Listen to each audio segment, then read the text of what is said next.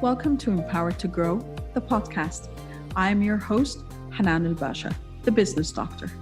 Following our conversations with empowered women who woke up one day and consciously claimed, I am more than enough, I am worthy, I am empowered to grow.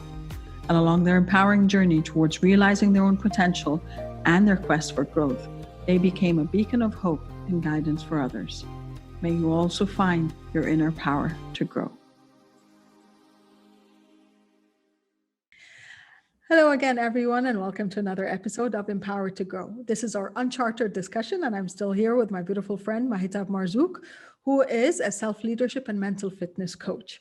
And of course, our first part, we were discussing the general concept of being empowered. But I can't just say her title and not ask her about mental fitness. What is that? I know, but I would love for Mahitab to share a bit more about it, because it is a fascinating field. And I think a lot of people, had they had the awareness of it, it could help their everyday life and dealing with adversity and dealing with the challenging times that we're all going through. So Mahi, what's mental fitness? Well, it's something I'm very passionate about. And let's say in my journey, coaching was self-discovery, mental fitness, it's a different level. It all complement each other. Mental fitness is the concept of mental fitness, which is coming from the positive intelligence from Shizat Shamin, is facing life-challenging circumstances with a positive and not a negative attitude, and shifting whatever negativity into a gift and opportunity. So you accept and change even negative circumstance to a gift and opportunity. I love that. And I think this is something I believe I had started embracing over the past few years without knowing the title of what I'm doing as in mental fitness or anything.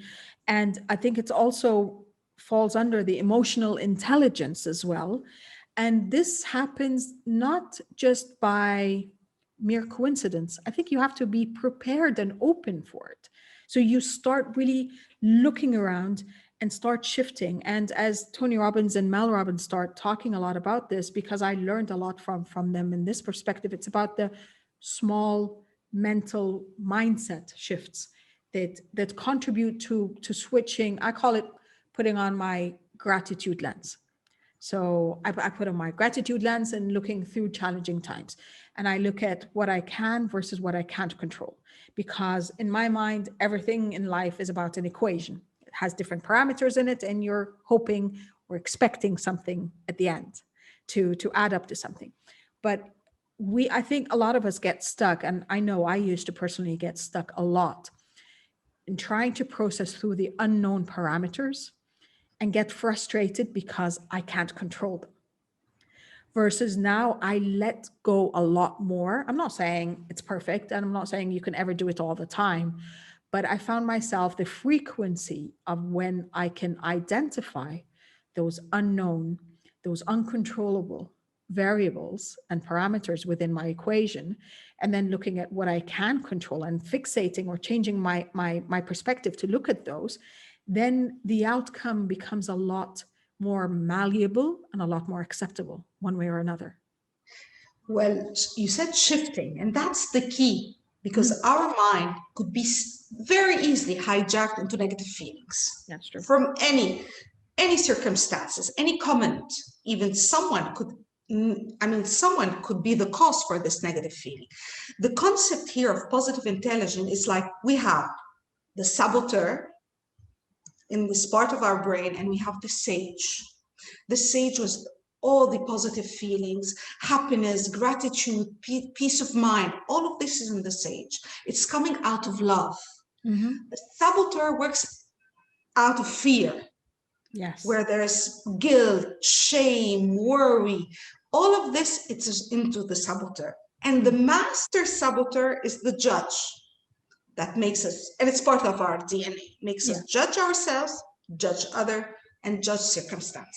The mental fitness concept is like you are self-commanding your mind to make this shift. That doesn't mean, for example, and I love Shirzad's example, it's like if you put your hand on a hot stove you will remove it immediately. Yes. Of wondering, why did I put it? What happened? Was it high? And you'll ask these questions. However, when we go into negative feelings, the objective is not to shift. No, it's just to be aware about our body, Yes. know that we have negative feeling, understand the reason, not to stay in this negative feeling, but to move on. And to move those, knowing that any negative circumstance could be a gift and opportunity. And you can do that by mentally activating your mental fitness, like physical fitness. It's the brain, it's a muscle. Yes. And doing intervals during the day, even up to 2 minutes, 3 minutes, you are commanding your mind to stop at that moment and to shift. And it's so surprising. This is why it is an amazing concept. And I'm saying that coaching is something, and this is complementing the coaching, is like how many times people go into a training, how many times people go into workshop and they're excited. It takes maybe after 2 weeks, they're back to square one. On the other hand, practicing continuously mental fitness, I practice personally, like it's like sacred Part of your schedule, yes. it's part of 15 minutes a day. I have the application. I have 15 minutes a day divided along the day, because you can be easily hijacked. You have to be charged. Your mind has to be charged. So I practice 15 minutes a day, making every day. Since July, I'm doing that. And it was amazing. And remember, before we discuss, I was telling you, I was disappointed when people book a discovery call and don't show up. So normally when the last time it happened to me, just to give an example how it worked, I was charged, it was an 11 o'clock, I was fully charged on my application. Yes. It was 5%. So I would be probably hijacked by 5% by my saboteur, and I was fully charged. And then the person didn't show up. This person booked my time and didn't show up. At the beginning, I felt the anger. Yeah. And I was like, okay. I remember I did like this. So I just commanded my mind just not to, and said, okay, that's not the first time. How could I shift this into a gift and opportunity? Exactly.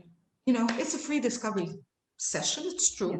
However, I put now on my website, if you want to book me, you need to donate. And I put the website of these charity organization about cancer. You have to donate minimum $5. It's a free discovery. You donate to this entity, and then you send me a copy, I'll send you a Zoom link. And I said, this is how it works. So I don't feel bad when people don't show up. Exactly. It's good. So that's an example.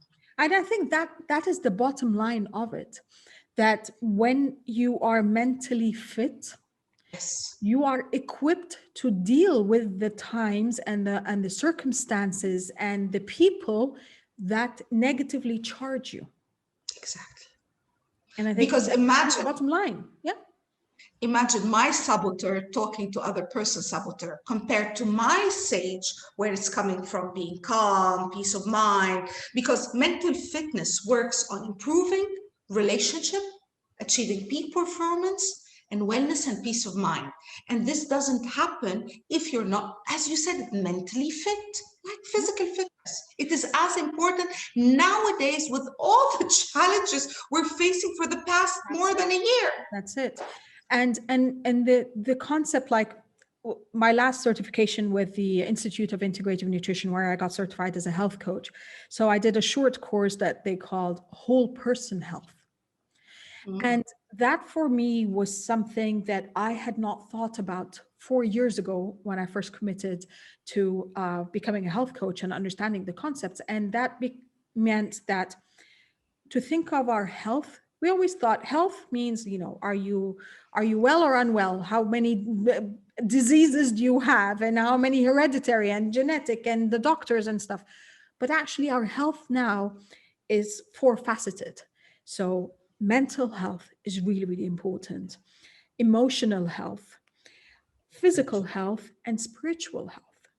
Absolutely. And you can't really say that you are healthy / fit if you're only focusing on one element or two elements.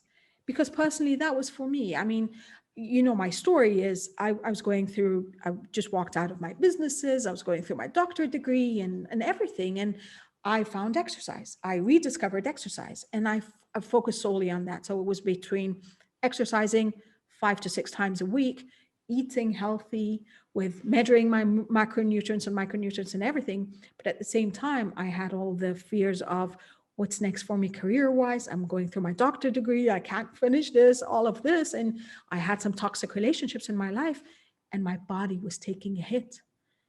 I was adding layers of fat. I was unwell. I was not happy. So I couldn't really say I'm healthy. Physically, Yes. I was much better until I started adding the layers of fat again.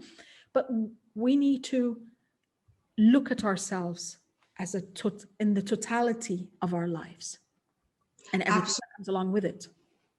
You know, when you were talking right now, it's like, if you're not mentally fit, you cannot be physically fit. You True. cannot be spiritually fit. You cannot be emotionally fit. This is how powerful the brain. You know, there is a slide I always use. Don't believe everything your mind is telling you. Yes. Because the saboteur might be talking. Yes. So it is important to be aware about how we're feeling. Yeah. Because it affects our body. And How that's we're feeling, what that's we're thinking. exactly. Yeah. Exactly. And it affects everything else. So this is like, I'm a believer, and this is really my passion. And I wish everyone does this approach, and there is a book about this as well, Positive Intelligence. I mean, because for me, it was, honestly, I wouldn't have been able to go with all the lockdown, all the changes, all the shifts, if I wouldn't have was mentally fit. Yeah. And as you said, at the end of the day, what is fitness? Fitness is about building up your body's resilience and perseverance to take on what Exactly. happens around it. And technically, when we say someone is fit, physically fit, that is it. They can endure a lot more, and they can Absolutely. go for a bit longer. Absolutely. You know about the saboteur assessment. So Yeah, tell people, please, where to go and find it. well, you can find it on my website under contact me. There is a link where they can do a free assessment. Great. And your there website is mmcoaching.net. Exactly, HTTP dots. Yes. So I'm not sure if there's www or not, but It doesn't Coaching, matter. they will find Now- it on Google. Now everything is shortened, so you can just put it in and it will show up for them. And also, if they write positive saboteur assessment on Google, they will always find it. It's a free assessment. The point is, for example, when I had my top saboteurs was hypervigilant. So I always expected the worst. I inherited this from my mother. So the level of worry was high. So when I worked on this, I practiced this. The hypervigilant, I call it tamed. It was reduced. So now my son, when he comes up with an idea, he told me that I'm going to jump from the plane. On a normal circumstance, I would have had I wouldn't have been able to breathe. Anxiety attack. Anxiety attack. And I was like, okay, I think, because being vigilant is good, because the saboteur takes your strengths that becomes your weakness. So being vigilant is good. Being hyper, this is what we don't know. So I remember I told him, listen, I feel my hypervigilance being activated. And then I tamed myself, and then I was in a stage plus this is a big decision. And I think you have to take the opinion of your father. I knew he's not living with me. So if he wants to do it, he has to do it. But from this approach, thank God, he jumped, he was okay. But I didn't suffer, because I remember in normal, let's say Mahi before, I would have stayed not sleeping, waiting. Did he finish? Did he come land with the plane? What happened? But I was like, because why to think about the worst case scenario? If even the worst case scenario could be a gift on opportunity. We're not talking extreme here. We're talking logical. Yes. Mind. Yes.